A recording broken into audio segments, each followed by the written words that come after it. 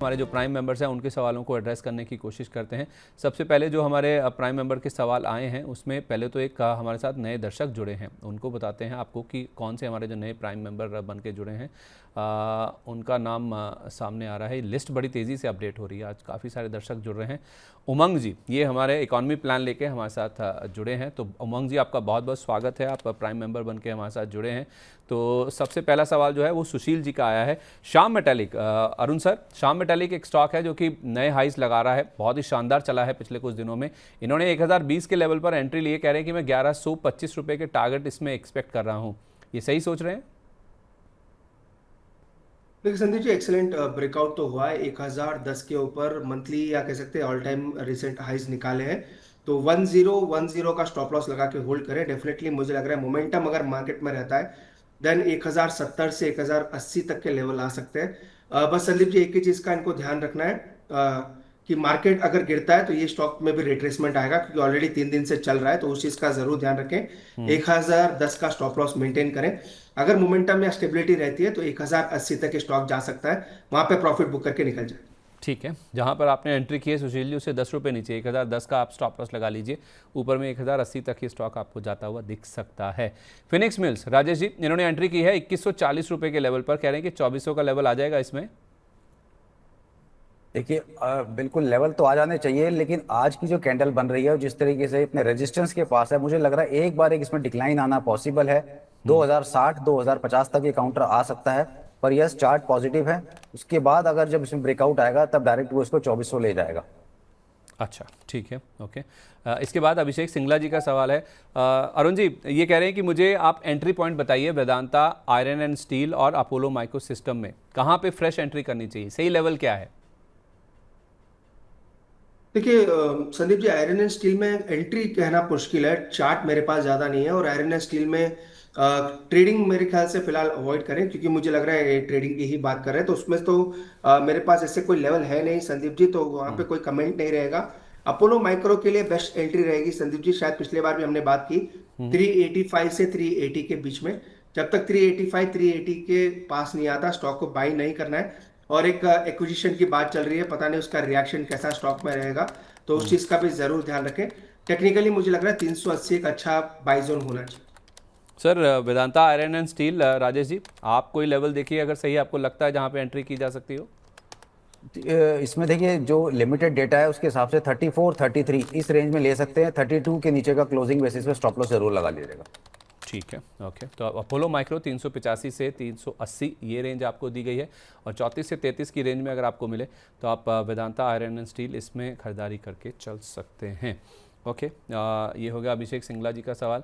और जो prime members के सवाल आ रहे हैं, काफ़ी दिनों के बाद मनमोहन जी का सवाल आया है। मनमोहन जी क्या कह रहे हैं?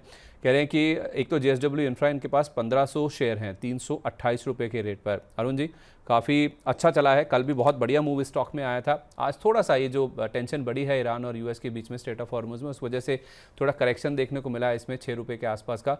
कल इसने नया 52 वीक हाई टच किया था। कल भी मेरी बातचीत हो रही थी, कल लोकेश जी कह रहे थे कि इसमें 390 और 440 490 तक के लेवल्स देखने को मिल सकते हैं इस स्टॉक में। सर, इनके पास क्वांटिटी काफ़ी ज़्यादा है, नीचे में लिया हुआ 328 पर पैसा बन रहा है, लेकिन निकल जाना चाहिए या अभी बने रहें और ऊपर जाएगा?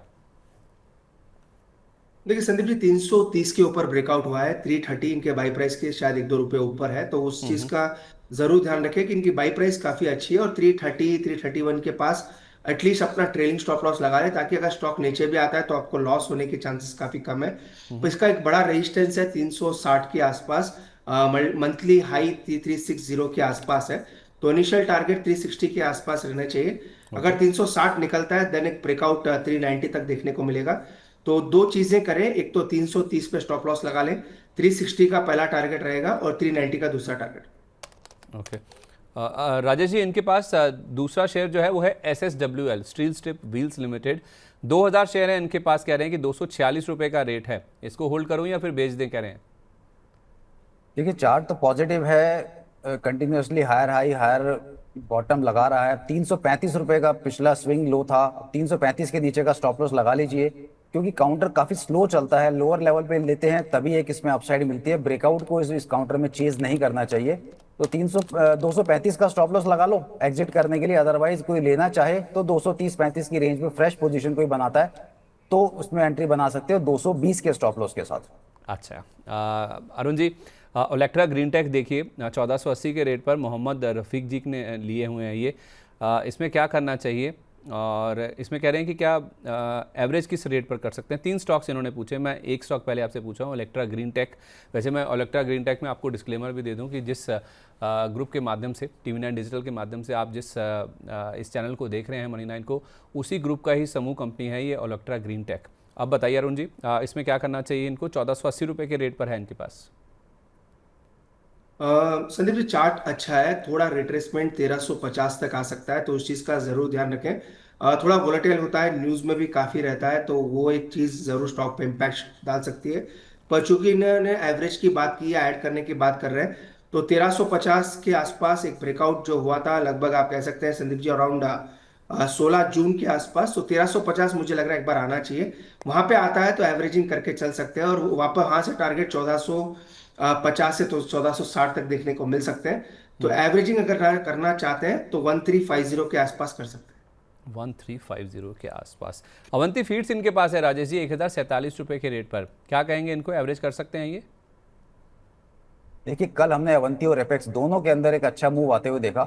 अब एक बहुत छोटी रेंज में काउंटर काफी स्क्वीज हो चुका है, तो 1000 के ऊपर एक बड़ा ब्लास्ट इन दोनों काउंटर के अंदर आ सकता है। मैं अवंती की बात कर रहा हूँ, 1000 के ऊपर बहुत अच्छा इसमें ब्लास्ट आएगा, जो इस काउंटर को आराम से 1100 तक ले जाएगा। अगर आपको एवरेज करना है तो आप इसको आज 955 के ऊपर अगर ये क्लोज करता है तो वहां आप इसको थोड़ा एवरेज कर सकते हैं, और 1000 के ऊपर फ्रेश पोजीशन भी ऐड की जा सकती है। ठीक है। व्हील्स इंडिया देखिए अरुण जी 1758 रुपये के रेट पर है, 1758 इनकी एंट्री प्राइस है, इसको एवरेज कर सकते हैं ये?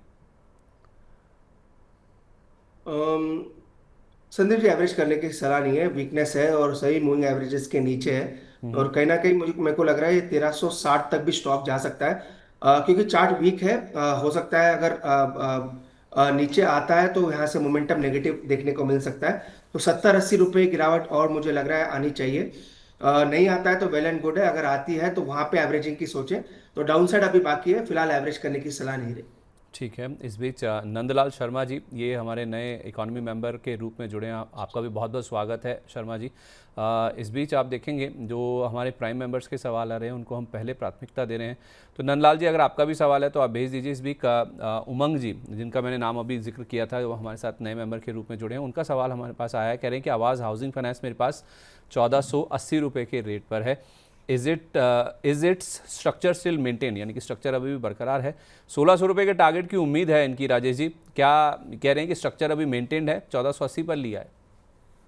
देखिए, आज की क्लोजिंग ये 200 अपने 20 डे मूविंग एवरेज के नीचे कर रहा है।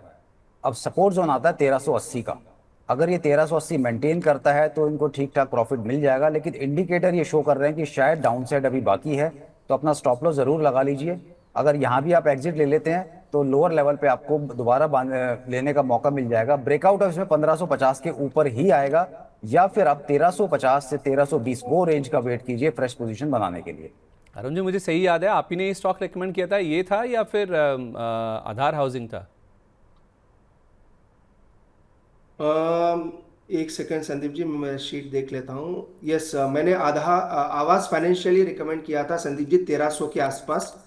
उस दिन भाव संदीप जी मेरे ख्याल से 1300 या 1320 था, वहां से अच्छा मोमेंटम देखने को मिला है, पर ऑलरेडी मोमेंटम आ चुका है, 8-10 दिन से चल रहा है। तो मुझे लग रहा है यहाँ पे अगर काफी नीचे की बाइंग है तो वो अलग चीज है, फ्रेश बाइंग के लिए थोड़ा वेट करना चाहिए। नितेश सरंगी जी, ये कह रहे हैं कि मेरे पास ATGL 617 रुपये के रेट पर है, अदानी पोर्ट्स भी है इनके पास 1427 के रेट पर। अरुण जी, ATGL में क्या करना चाहिए अगर 617 पे लिया हुआ है तो?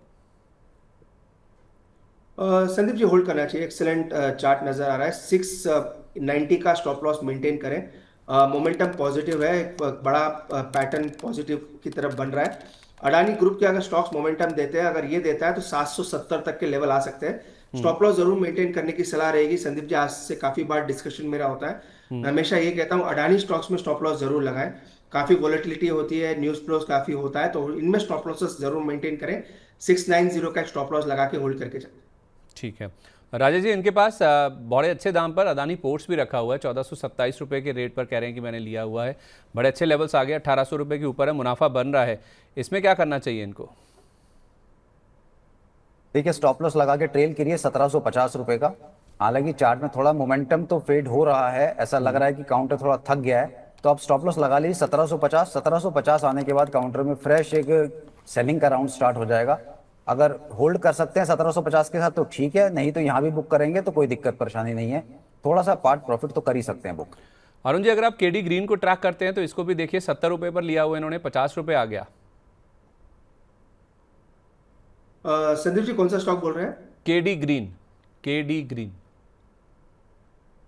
बिल्कुल संदीप जी, इसको ट्रैक तो नहीं करता हूं पर टेक्निकली काफी वीक है, सपोर्ट काफी दूर है। दिक्कत वही है, नीचे अगर पहला सपोर्ट देखें तो 44 के आसपास है और दूसरा बड़ा सपोर्ट जो है वो 37 के आसपास है। तो बड़ी कोई टिप्पणी नहीं रहेगी संदीप जी, पर स्टॉक में वीकनेस काफी है।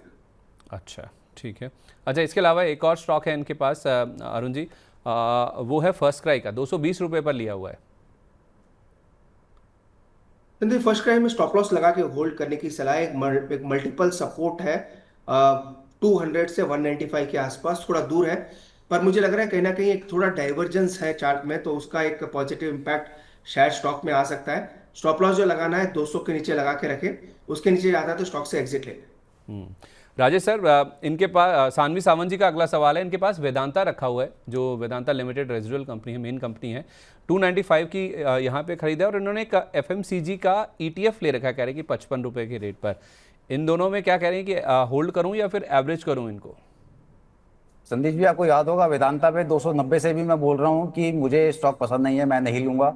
अब ये 267 तक आ चुका है। सिर्फ एक यहाँ एक पॉजिटिव चीज दिख रही है कि एक छोटा सा डाइवर्जेंस बनना शुरू हुआ है, तो शायद ये काउंटर एक सपोर्ट के आसपास आ गया है। तो अब 255 के आसपास ऐसा लेवल होगा जो शायद मुझे लग रहा है कि ब्रेक इजीली ना करे, एक बाउंस यहाँ से मिल जाए इसको 280 रुपए तक। तो 280-85 के आसपास आता है तो अपनी पोजीशन को हल्का कर लेंगे, वो ज्यादा बेटर है। बाइंग के लिए मैं अभी भी वेदांता पे इतना कंफर्टेबल नहीं हूँ। ठीक है अरुण जी, 1342 रुपये पर इनके पास एस्ट्रल लिमिटेड भी है। ये कह रहे हैं कि होल्ड करूं या फिर इसमें से एग्जिट कर जाऊं? बिल्कुल संदीप जी, एस्ट्रल का जहाँ तक चार्ट की बात है, चार्ट काफी वीक है और एक एक्विजिशन या फिर डीमर्जर की बात हो रही थी, मेरे ख्याल से डीमर्जर की ही बात है। तो उसके वजह से स्टॉक नीचे आया, पर उन्होंने डीमर्जर को वापस रीथिंक करने की बात भी कह रहे हैं, तो वो एक ओवरहैंग जरूर रहेगा। तो स्टॉप लॉस लगा के चले संदीप जी 1300 के नीचे। 1300 मल्टीपल वीकली जोन है, अगर 1300 के नीचे जाता है तो स्टॉक से एग्जिट ले। अच्छा, एक महीने में आप देखिए तो स्टॉक में करीब 11% के आसपास की गिरावट आई है। तो वापस ये सर, ये रिवर्सल के इंडिकेशन दे रहा है क्या, अगर आप कह रहे हैं कि ये रिकंसिडर कर रहे हैं अपनी बातचीत को? तो जी बिल्कुल संदीप जी, बीच में मीडिया रिपोर्ट्स के हिसाब से इन्होंने एक आप कह सकते हैं एक्सपर्ट पैनल या कुछ फॉर्म किया था डीमर्जर को वापस रीइवैल्यूएट करने के लिए। वहां से स्टॉक गिरना बंद हुआ था, एक रिवर्सल के संकेत दे रहा है, पर चार्ट अभी भी वीक है। तो क्लियर चार्ट को देखते हैं तो कोई बाइंग की सलाह नहीं है, पर 1300 का जो सपोर्ट है उसका स्टॉप लॉस जरूर मेंटेन करना चाहिए। ठीक है, ओके। इसके अलावा राजेश जी, इनके पास ना एमटा टेक है। अच्छा, एमटा टेक यानी कि फ्रेश बाय ले सकते हैं कि इसका सपोर्ट कहाँ पे है? अच्छा, रनअप के बाद थोड़ा रिट्रेसमेंट हुआ है, सही लेवल क्या है इसमें एंट्री करने का?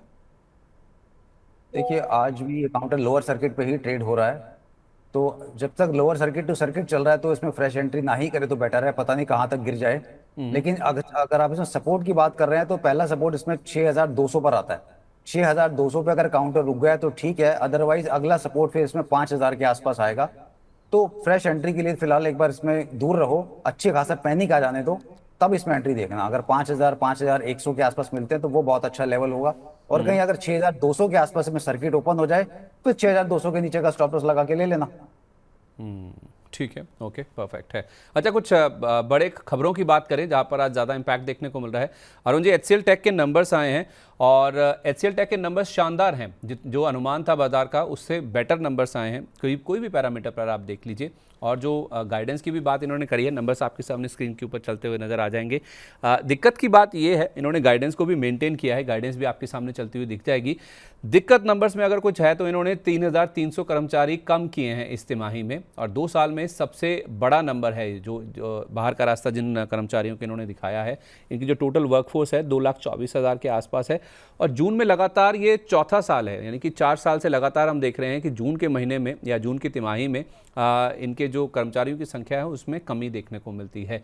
तो ये एक फैक्टर है जो कि शायद HCL टेक के लिए दिक्कत की बात कर रहा है। हालांकि जो AI के रेवेन्यूज़ हैं उसमें करीब 11.25% का जंप आया है। एनुअलाइज बेसिस पर देखें तो करीब 688 मिलियन का रेवेन्यू इन्होंने रिपोर्ट किया है AI की, जहाँ तक बात है, क्योंकि AI की तरफ ये कंपनियां कितनी तेज़ी से मूव कर रही हैं वही एक मेन फैक्टर है जिसको बाजार काफ़ी कीनली वॉच कर रहा है। लेकिन ये जो कर्मचारियों की संख्या है, क्या उस वजह से बाजार थोड़ा सा निराश हुआ है? संदीप जी, ज़्यादा कोई बड़ी टिप्पणी तो नहीं है क्योंकि मैंने ज़्यादा डिटेली पढ़ा नहीं है, पर मैं यूजुअली ब्रोकरेजेस के टारगेट्स देखता हूँ। जब भी कोई रिजल्ट आता है तो कैसा कैसा मार्केट एनालिस्ट उनको लेते हैं, तो वो मैं ज़रूर देखता हूँ। तो मार्केट एनालिस्ट ने कोई ज़्यादा बड़ा थम्सअप नहीं दिया है, काफ़ी कंसर्न्स अभी भी जताए हैं। जो बड़े फॉरेन ब्रोकरेजेस है उन्होंने टारगेट काटे हैं, तो उसका इम्पैक्ट ज़रूर देखने को मिला है। आपने सही कहा, जो कर्मचारी घटाने की बात है, AI के रिलेवेंस की बात है, उसी वजह से स्टॉक के टारगेट्स घटे और मार्जिनल आउट परफॉर्मेंस था। ज़्यादा ऐसा कोई बड़े फायरवर्क्स रिजल्ट्स में नहीं थे। मुझे लग रहा है उसी का इम्पैक्ट देखने को मिल रहा है। बाकी कोई बड़ी टिप्पणी नहीं है संदीप जी, क्योंकि हमने डिटेली ट्रैक नहीं किया है, तो उसमें कोई टिप्पणी नहीं रहेगी। पर मार्केट्स ने या मार्केट पार्टिसिपेंट्स ने ज़्यादा बड़ा थम्सअप स्टॉक को नहीं दिया। बिल्कुल। राजेश जी, आज टाटा एलेक्साई के नंबर्स भी आने वाले हैं। नंबर से पहले कोई रणनीति इसके अंदर देखिए, कल की जो कैंडल थी वो तो पूरे सेक्टर के साथ ऊपर में चला है। 3880 अगर इसके ऊपर आपको लगता है कि क्लोजिंग के आसपास मिल रहा है तो फ्रेश लॉन्ग बना सकते हो।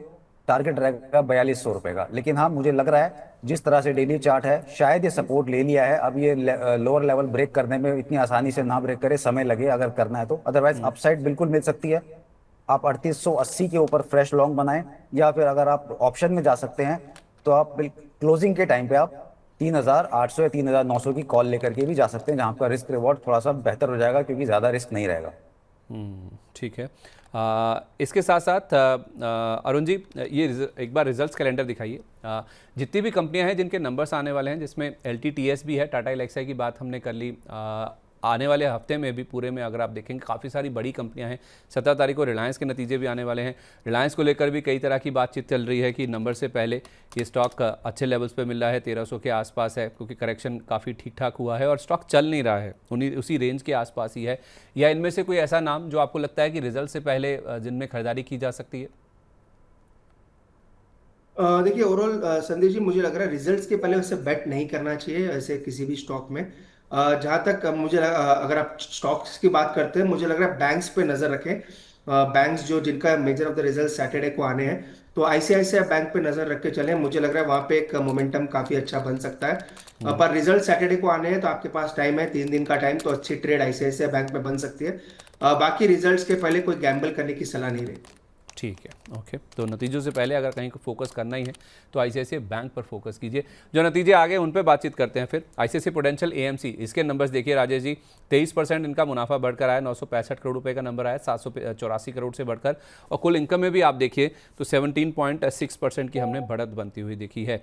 अब अगर आप स्टॉक की बात करेंगे तो आज ये स्टॉक खुला तो अच्छा था, 3287 रुपये का इसने हाई भी बनाया 3251 पर खुलने के बाद, लेकिन हायर लेवल्स पर टिक नहीं पाया और 3130 रुपये के आसपास फिलहाल ट्रेड कर रहा है। क्या रनअप ऑलरेडी हो चुका था नंबर से पहले, या फिर आपको लग रहा है कि स्टॉक भारी हो गया है, 3400 के ऊपर भी गया था, तो अब थोड़ी सी मुनाफा वसूली हो रही है? नहीं संदीप जी, स्टॉक ने कुछ किया ही नहीं है एक्चुअली में। हम देख रहे हैं कि जब से लिस्टिंग हुई है उसके बाद से कोई बहुत ज्यादा रनअप इसने दिखाया नहीं है। और पिछले 3 महीने में तो हम देख रहे हैं कि रेंज में ही चल रहा है, ऊपर में 3500 और नीचे में 3000। तो अभी भी वही रेंज है। ओके, ऐसा मुझे लग रहा है कि जिस हिसाब से चार्ट पैटर्न बना हुआ है, शायद ये अपनी लोअर रेंज को तोड़े और 3000 के नीचे चला जाए। तो अगर 3000 के नीचे जाता है तो 2800 के आसपास एक अच्छा बाय बन जाएगा लॉन्ग टर्म के रखने के लिए। अदरवाइज ट्रेडिंग काउंटर है नहीं, कुछ ऐसा सेटअप में इंटरेस्टिंग दिखाई नहीं दे रहा। मतलब लोअर रेंज पे खरीदारी करने की बजाय वेट कर लें थोड़ा सा, वो ज्यादा बेटर है।